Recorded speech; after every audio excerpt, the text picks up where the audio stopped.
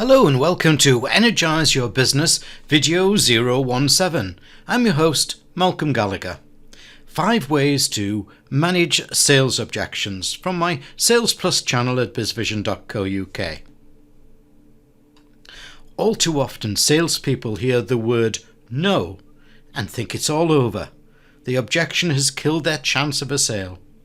But a sales objection is simply an expression by the buyer that a barrier exists between their current thinking and where they need to be if they're going to buy from you.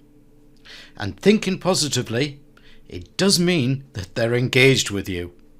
Coming up are just 5 ways of my many ways to manage sales objections. Number 1.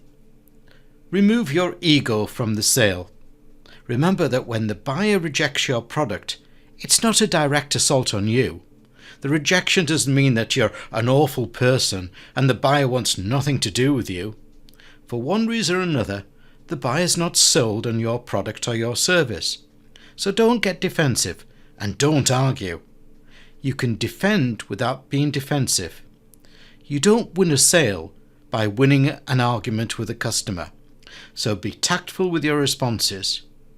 And objections in many cases are simply, not for now, or I need more information. Number 2. Create an objections file.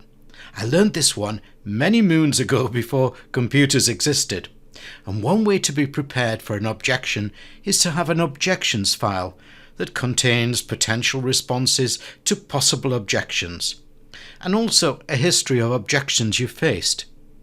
Being prepared builds your self-confidence. So update your file regularly by adding new objections and your responses. Review previously used responses and do change the wording if appropriate. Number 3.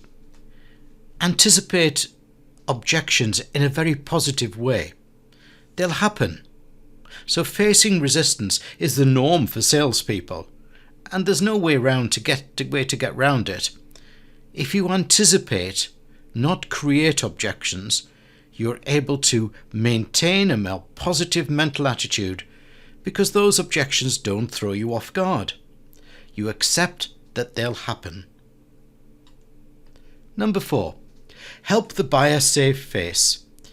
If the objection indicates that the buyer misunderstands what you've presented, then give the buyer an opportunity to save face.